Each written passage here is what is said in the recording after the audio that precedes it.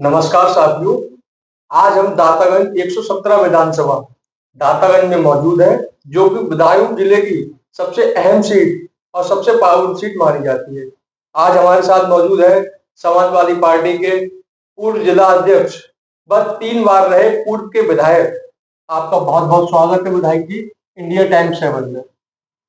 मैं आपको बधाई देना चाहता हूं और आपका स्वागत करता हूं कि आप मेरे बीच में आकर मेरी बात सुनने का काम करें। प्रेमपाल जी, सपा के आप पूर्व में जिला अध्यक्ष रहे, बस 3 बार रहने तक का सफर लंबा और संघर्षपूर्ण रहा।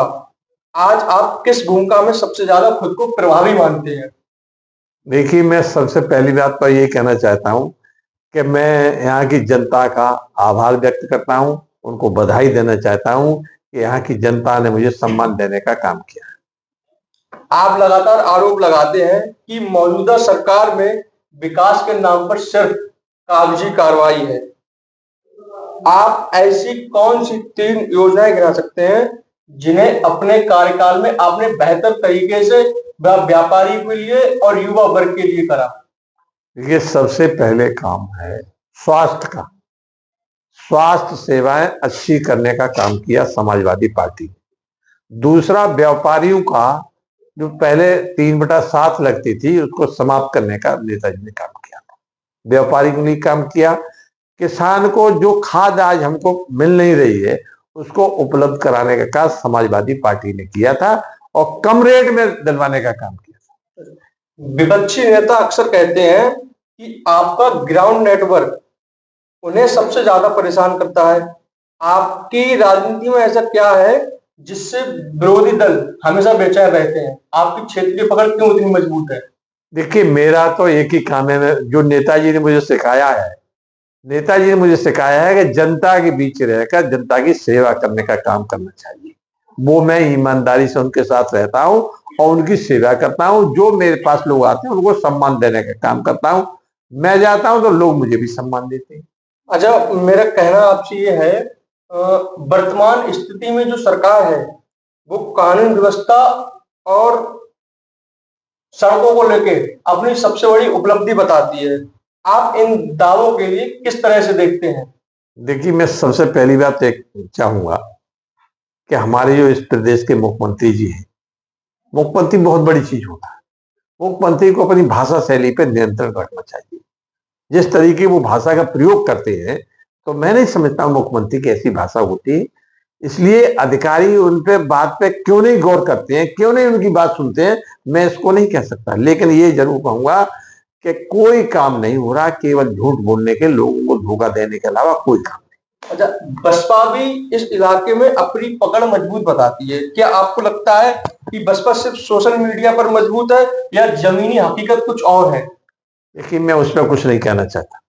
मैं उस पर कुछ नहीं कहना चाहता। मैं तो अपने बारे में कहता हूं। मैं जनता के बीच में रहकर समाजवादी पार्टी कार्यकर्ताओं का मैं स्वागत करता हूं और यहाँ की जनता का वंदन, अभिनंदन और स्वागत करता हूं और उनके दुखों और सुख में हमेशा कंधे से कंधा मिलाकर खड़े रहने का काम करता हूं। बीते कुछ समय पहले शिवपाल यादव जी बदायूं के दौरे पे आए थे।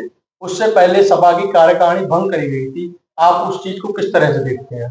देखिए, ये प्रदेश अध्यक्ष जी का और राष्ट्रीय अध्यक्ष जी का निर्णय है, इसमें मुझे कुछ नहीं कहना। जो उनका निर्णय है उसका स्वागत है। अगर राष्ट्रीय अध्यक्ष जी आप पर दोबारा से जो है विश्वास जताते हैं तो आप किस तरह से अपने क्षेत्र में पकड़ मजबूत करेंगे और किस तरह से युवाओं के लिए, बुजुर्गों के लिए और स्वास्थ्य संबंधी ऐसी चीजें जो आप इंडिया टाइम्स 7 के माध्यम से बताना चाहेंगे? देखिए, मैंने एक ही बात आपसे कही, जो जनता के बीच रहेगा, चाहे बुजुर्ग हो, चाहे नौजवान हो, चाहे व्यापारी हो, चाहे कोई भी हो, वो हमेशा जनता का प्यारा बना रहेगा। उसका कहीं कोई कुछ बिगाड़ नहीं सकता। चलिए, कुछ सवाल आपके बेटे से रिलेटेड। आपके बेटी की सियासत में बढ़ती मौजूदगी चर्चा में रहती है। क्या यह आपकी विरासत को आगे ले जाने की तैयारी है या जनता ने खुद उनको मंच पर लेकर आए हैं? देखिए, हर बाप की जिम्मेदारी होती है अपने बच्चे को आगे बढ़ाए, लेकिन बच्चे की जिम्मेदारी हो जनता में अपना विश्वास पैदा करे और जनता के बीच में रहकर जनता की सेवा करने का काम करे। आने वाले चुनाव में आपका जनता के लिए क्या संदेश और क्या इशारा कार्यकर्ताओं के लिए?